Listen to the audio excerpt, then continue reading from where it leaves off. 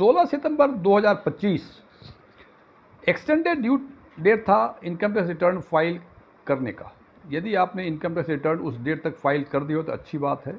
Refund होगा तो refund या तो मिल गया होगा या रिफ़ंड का आप इंतज़ार कर रहे होंगे। लेकिन यदि नोइंगली या अननोइंगली आपने 16 सितंबर 2025 जो इस असेसमेंट ईयर का एक्सटेंडेड ड्यू डेट था उस तक फाइल नहीं किया हो और अब यदि आप सोच रहे हैं इनकम टैक्स रिटर्न फाइल करने की तो आपको किन किन दंडों का सामना करना पड़ेगा, आज चर्चा हम इसी बात की करेंगे। मैं डीएम झा, आप देख रहे हैं स्टोन टैक्स न्यूज़ चैनल।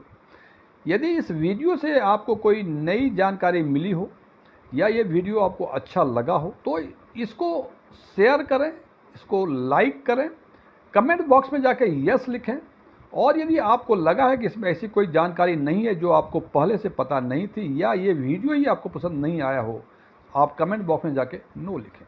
और यदि आपकी रुचि बैंकिंग, इन्वेस्टमेंट, खासकर म्यूचुअल फंड इन्वेस्टमेंट और डायरेक्ट टैक्सेशन में है और अभी तक आपने मेरे चैनल को सब्सक्राइब नहीं किया है, आप मेरे चैनल को सब्सक्राइब करें और ऑल बटन पे क्लिक करें ताकि हमारे सभी नए वीडियो की नोटिफिकेशन आपको लगातार मिलती रहे। मैं जो ये कहता हूँ कि आप कमेंट बॉक्स में जाके यस और नो लिखें, इसका एक ही उद्देश्य होता है कि मैं यह जानना चाहता हूं कि जो वीडियो मैं अपने व्यूअर्स के लिए बनाया करता हूं उसमें दिए गए कंटेंट या उसकी क्वालिटी मेरे व्यूअर्स के लिए उपयोगी है या उपयोगी नहीं है।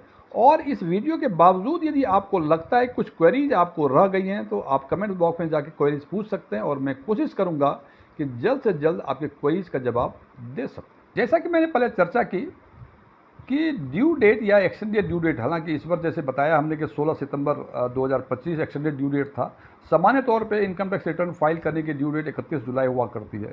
तो जिस भी असेसमेंट ईयर की बातें हों, यदि एक्सटेंड नहीं किया गया है तो 31 जुलाई और एक्सटेंड किया गया हो तो जिस भी समय तक एक्सटेंड किया होगा उसके बाद यदि आप रिटर्न फाइल करते हैं और उसके बाद का मतलब उस पीरियड के बाद से 31 दिसंबर 2025 तक। तो और सबसे पहला संभावित जो पेनल्टीज है वो ये है कि यदि आपकी टैक्स लायबिलिटी 25,000 रुपये से अधिक बनती है तो इनकम टैक्स ऑफिसर को ये अधिकार है कि वो आपको 6 महीने से लेकर 7 वर्षों की सज़ा सुना सकता है, साथ में साथ फाइन भी लगा सकता है।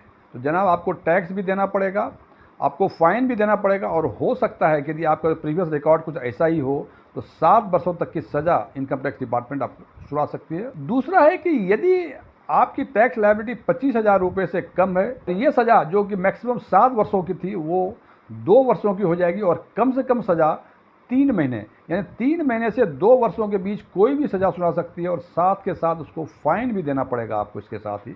मतलब दोनों ही सुना सकती है, डिपेंड करता है कि आपका हिस्ट्री कैसा है, उसके हिसाब से इनकम टैक्स ऑफिसर या असेसिंग ऑफिसर जो भी है वो डिसाइड करता है। दूसरा है कि ये सारी जो पेनल्टीज बता रहा हूँ ये उन्हीं को इम्पोज होगी जिन्होंने सोचा है कि 31 दिसंबर 2025 तक या तो उन्होंने 16 सितंबर के बाद फाइल कर दी है या उनका प्लान है कि 31 दिसंबर 2025 तक वो फाइल कर सकते हैं। दूसरी पेनल्टी ये हो सकती है कि यदि आपका टोटल इनकम 5 लाख रुपए से कम 5 लाख रुपए तक है तो जो भी टैक्स लायबिलिटी बनती हैं जो भी होती हैं वो है, उसके अलावे आपको 1,000 रुपये पेनल्टी पे करनी पड़ेगी। और यदि यही आपकी टोटल इनकम 5 लाख रुपए से अधिक है तो ये पेनल्टी 1,000 से बढ़कर 5,000 रुपये हो जाती है। इसके साथ साथ जो भी टैक्स लायबिलिटी आपकी होगी उस पर 1% प्रति माह के हिसाब से तब तक ब्याज देना पड़ेगा जब तक कि आप इनकम टैक्स रिटर्न फाइल नहीं करेंगे। यदि इसको एक एग्जाम्पल लेकर चर्चा करें तो यदि आपकी टैक्स लायबिलिटी 20,000 रुपये बनती है और 16 सितंबर 2025 लास्ट डेट थी और आज 24 सितंबर 2025 को आपने इनकम टैक्स रिटर्न भर दिया या भरने वाले हैं तो 16 सितंबर के बाद से 24 सितंबर 2025 तक कुल 8 दिन बनते हैं और 20,000 रुपये की टैक्स लायबिलिटी पर 1% प्रति माह के ब्याज से 8 दिनों का जो ब्याज बनता है वो करीब 53-54 रुपये के आसपास बनता है। तो 20,053 रुपये तो ये हो गए प्लस। और यदि आपकी इनकम 5 लाख रुपये से अधिक है निश्चित रूप से चूँकि 20,000 का आपका टैक्स लायबिलिटी बनी है तो 5 लाख से ऊपर ही होगी तो 5,000 रुपये वो तो सब तो ये हो गए 25,053 रुपये। अब प्लस इसमें जो सेस वगैरह लगेंगे वो उतनी आपको इनकम टैक्स डिपार्टमेंट को देनी पड़ेगी। यानी यूँ कह सकते हैं कि आपकी लायबिलिटी जो है वो 26, 27, 28 हज़ार के आसपास हो जाएगी। चौथी जो पेनल्टीज़ है कि यदि ये ड्यू डेट के बाद इनकम टैक्स रिटर्न फाइल करते हैं तो जो भी इस वर्ष में लॉस हुआ है उसको कैरी फॉरवर्ड करने की सुविधा नहीं होती। हालांकि जिनको कैरी फॉरवर्ड ऑफ लॉस के बारे में आइडिया है उनको ये बात समझ में आ गई होगी, लेकिन जिनको इस बारे में पता नहीं है उनको मैं 2 लाइन में बता सकता हूँ कि जो 5 हेड इनकम के होते हैं उसमें किसी भी हेड में आपको लॉस हो सकता है, किसी में आपको इनकम हो सकता है, प्रॉफिट हो सकता है। तो ये सबसे पहले जो लॉस होता है वो एप्रोप्रिएट होता है इंट्रा हेड। मान लीजिए कि आपके पास कई बिजनेस है, एक बिजनेस में लॉस हुआ, एक में आपको घाटा हुआ, तो चूंकि बिजनेस का एक ही हेड है तो उसको आपस में एप्रोप्रिएट करना पड़ता है। जो नेट लॉस या गेन होता है उसी पर इनकम टैक्स कैलकुलेशन उसके हिसाब से होता है। तो कभी कभी ये होता है जैसे एग्जाम्पल के तौर पर बिजनेस है, आपको इस केवल बिजनेस ही आपका सोर्स ऑफ इनकम है और इस साल उस बिजनेस में लॉस हो गया है, तो इस लॉस को अगले साल के इनकम में से एप्रोप्रिएट करने को कैरी फॉरवर्ड ऑफ लॉस कहते हैं। तो यदि आपने ड्यू डेट या एक्सटेंडेड ड्यू डेट के बाद आपने इनकम टैक्स रिटर्न भरने की सोच रहे हैं और यदि आपको इस तरह का कोई लॉस है तो वो लॉस कैरी फॉरवर्ड करने की सुविधा आपको नहीं मिलेगी जनाब। ये बहुत बड़ा पेनल्टीज है, स्पेशली फॉर बिजनेस इनकम वाले को जिसमें उसको लॉस होने की संभावनाएं भी होती हैं। तो इसमें कैरी फॉरवर्ड लॉस करने की कोई सुविधा आपको नहीं मिलेगी। 5वां जो पेनल्टीज है वो भी खतरनाक पेनल्टीज है।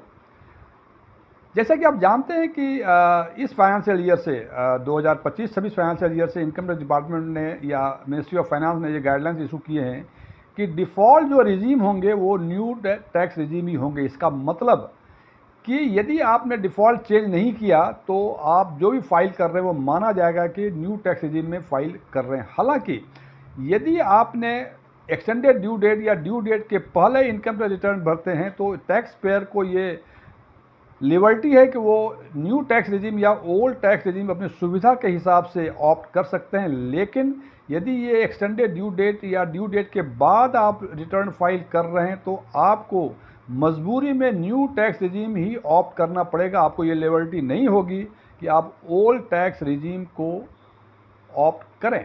और ये सारी पेनल्टीज आपको कम्युलेटिव भी लग सकती हैं या इनकम टैक्स ब्रेक पर डिपेंड करती है कि एक पेनल्टी लगाए या 2 पेनल्टी लगाए, लेकिन कुछ पेनल्टीज जो है वो मैंडेटरी है। जैसे यदि आपकी इनकम 5 लाख से ऊपर है तो 5,000 रुपये आपको देने ही देने पड़ेंगे, और यदि आपकी टैक्स लायबिलिटी बनती है तो 1% आपको पर मंथ के हिसाब से ब्याज देना ही देना है। जो असेसिंग ऑफिसर के प्रेरोगेटिव पर डिपेंड करती है कि वो आपको इम्प्रिजमेंट यानी जेल की सज़ा आपको दे या नहीं दे, और यदि जेल की सज़ा दे तो साथ में फ़ाइन लगाए या फ़ाइन नहीं लगाए। तो फ्रेंड्स ये ध्यान दें कि यदि आप अधिक टैक्स स्लैब में आते हैं, आपकी टैक्स लायबिलिटी अधिक बनती है, मान ली 25,000 से अधिक बनती है, तो आपको 7 वर्ष की सज़ा भी हो सकती है, फ़ाइन भी हो सकती है, 1% ब्याज आपको एडिशनल देना ही पड़ सकता है। तो ध्यान रखें, कोशिश ये करें कि हर वर्ष, हालांकि इस वर्ष तो जो डेडलाइन थी वो तो एक्सपायर कर गई है, अब आपको पेनल्टी वगैरह जो भी हो तो देना ही देना पड़ेगा, लेकिन अगले वर्ष से ये ध्यान रखें कि कोशिश करें कि जो भी ड्यू डेट है या एक्सटेंडेड ड्यू डेट है उसके अंदर ही इनकम टैक्स रिटर्न फाइल कर दें। तो इससे रिफंड भी आपको तेज़ी से आएगा और जो ये सारी पेनल्टीज के बारे में बातें की इसका भी सामना नहीं करना पड़ेगा। फ्रेंड्स, ये वीडियो क्लोज करने के पहले मैं कुछ डिस्क्लेमर देना चाहता हूँ कि मैं कोई टैक्स कंसल्टेंट नहीं हूँ। ओपन डोमेन में जो भी इंफॉर्मेशन अवेलेबल है उस बेसिस पर मैं आम लोगों के लिए आम वीडियो बनाया करता हूँ। Thank you.